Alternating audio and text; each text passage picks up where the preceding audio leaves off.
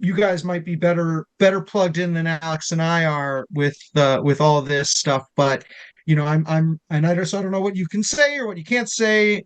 But I got on Twitter, I got Casey Pratt saying everybody's super optimistic about these discussions with the A's. I'm hearing through the grapevine that there's multiple different groups who are expressing, their want to buy the A's or buy an expansion team.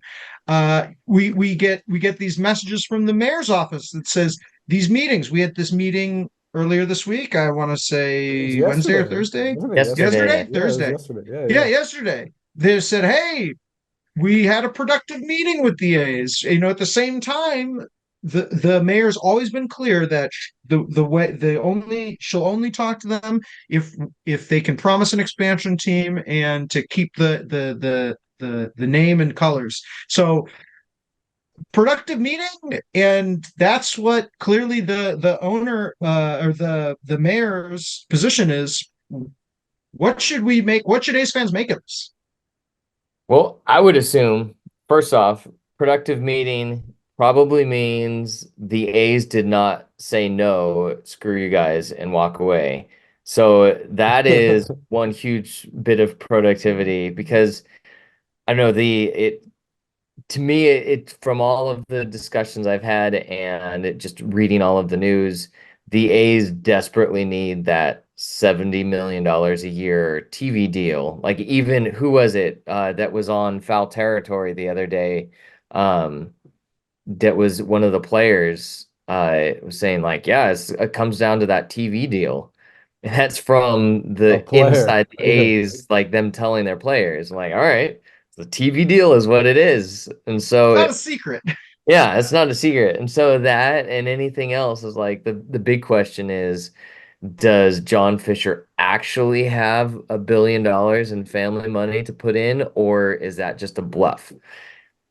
It, From the way he's mentioned before, it sure seems like it's a bluff. he's So already flip-flopped twice. Like he had that. So like, Within 2 days or 3 days. yeah, it's yeah. like he told Susan Slusser, like, 500 million. yeah, 500 million, and then from his family, and 500 million for private investors, and then 2 days later, he's like, "Oh no, we can do 1 billion, but if we can find 500 million, that'd be great." I was like, Which dude, which is funny so you don't have a because plan. He doesn't have a if you plan. go based off of the Yeah. if you go based off of the Forbes valuation of the A's, I think they value it at 1.175 Something billion. like that. Yeah. So that's I think half of that, the value of half of that's 525 million or something.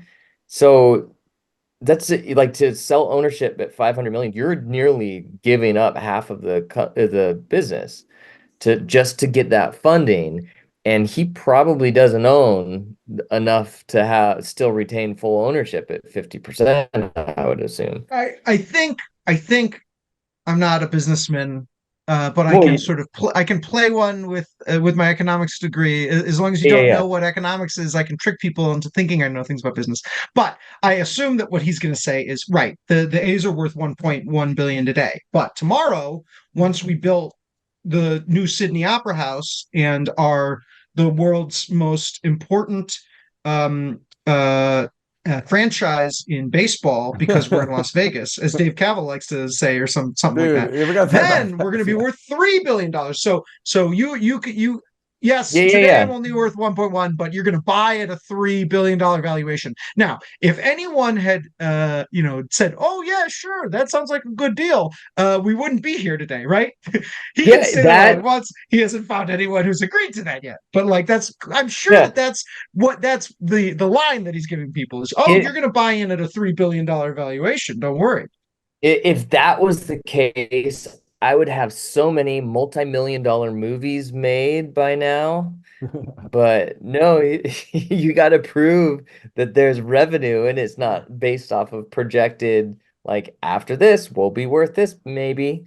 Like, no, what's the value Yeah, and now? I think that's Like a bank doesn't look at the future value, right? Todd's been doing so much financial like research on all this, and he really believes that like he can't get the loans if he doesn't have that $70 million TV deal set up for the next few years because those loans are going to be contingent on how much he's actually making in the next.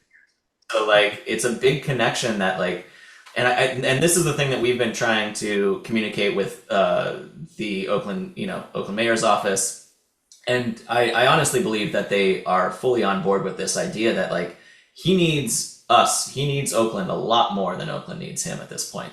They do have all the leverage in this, and I think they're playing, from everything I'm hearing from them and from people that are involved in the negotiations. There's a hard line going down from the city saying this is what we want. We want an MLB team. So either that happens or you guys can go play somewhere else, and that hurts them a lot more than it hurts Oakland. So, and the fact that they haven't just backed off and said, okay, we're going to go to Sacramento, or fine, Sacramento's our number one option, or Salt Lake City's our number one option. I think those are big. That's a big deal that they're not just abandoning negotiations at this point. And I also will say that we've heard that the city is working to push this to MLB as well, and putting players in place to help that negotiation with MLB. I won't go too far into that, but that's what we're hearing, the basics of what we're hearing. And so it's very positive that they are going in the right direction on this, I think. I think it's more positive than I would have predicted. I think, though, I think we should maybe start talking about the documentary in a second here, but you guys came over to my apartment and filmed us recording what we kind of thought was going to be our last Ricky Henderson podcast, because we thought the story was over. I knew that the story really wasn't completely over, but like it just seemed like next year we're gonna cause a stink. Yeah. But like it's over. It's over. And I don't want people listening to this to think, oh, it's back to 50-50, baby, because it's not. It's not back to 50-50. But I'm shocked. I'm shocked that that John Fisher and Dave Cavill hearing the only way we can do this is if you get us an expansion team. I'm shocked that they're not saying, darn it, let's go to Sacramento, right? They tried that. They had like Evan Drellich or whatever. They called Evan Drellich after it seemed like the mayor, their first meeting. It was right after their first meeting. The mayor was like, they're like, they probably were scared, and they're like, shit, like, what do we do? And they called Evan Drellich and they said, well, it's going to be Sacramento, buddy. Print that. And no one batted an eye. They lost it, and then the next day they had someone else doing it. Yeah, Mick Akers said that Oakland was the front runner. I talked to a number of people in Sacramento, and they're like, well, we heard it from this one guy.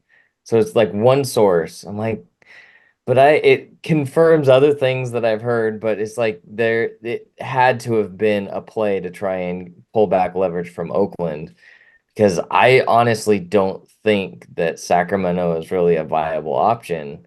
Because then you got, where do the River Cats go? Do the River Cats leave?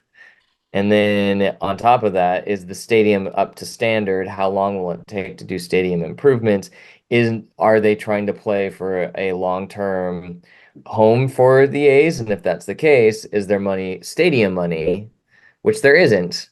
I've heard rumors that people are saying, oh, West Sacramento and Yolo County would have funds, but none of that I've heard confirmed from anywhere. It's like no mention of that in any sort of legislation or anything that I can find, at least. So I think really Oakland has the power here. And the TV deal is like, I think, a bigger playing point than anyone's giving it. I think he really, really needs that money. Yeah. And so it's a great leverage piece. Yes. Yeah, one thing I think is interesting with this, I don't know, like before it used to be, oh, the A's are a small market team, whatever, they can't afford to pay their players or whatever. But now I think the narrative has really changed where, Dave Cavill and John Fisher are really being kind of scrutinized for how they've really tanked this whole thing in the past 20 years or whatever. And Yeah. the most recent comments from Dave Cavill, he was in an article with Murray Brown of Forbes. You know, he's saying this is going to be the most transformative ballpark since Camden Yards, the biggest relocation since the Dodgers moved west. It's like, dude, and then and it's funny that everybody's laughing too. It's like, I don't know. I think I just think like if anybody can mess this up is these guys. You know, they've already messed up for what four different other sites as well. So That's not to what give I not said to, from day one. yeah, Going not to back give to the A's fans too much hopium, but you know, like I No. don't know, like back to what I was saying, like I really think, I was in the same boat as how, towards the end of last year, we were like, we got to get all of this on camera because, when it goes to the off season, most likely this stuff's all going to get taken care of. I mean, we had told all of our producers, like, probably by January we'll know where this is going to go, and so we'll be able to like out there, and Oops. it just shows the ineptitude of these guys. I mean, like the fact that they just can't get anything right with this. I think that's the thing that's given me the most hopium is like, sure there are these other avenues that could destroy it. This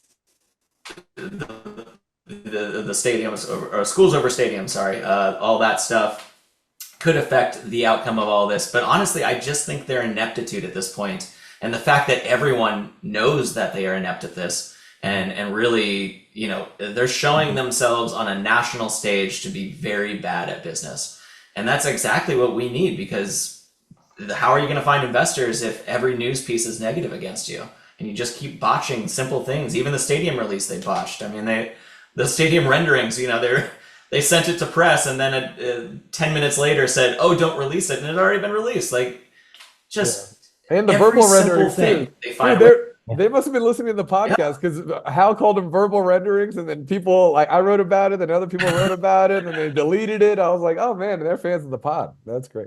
Yeah, It's it's funny. nice to know that they're fans of the pod.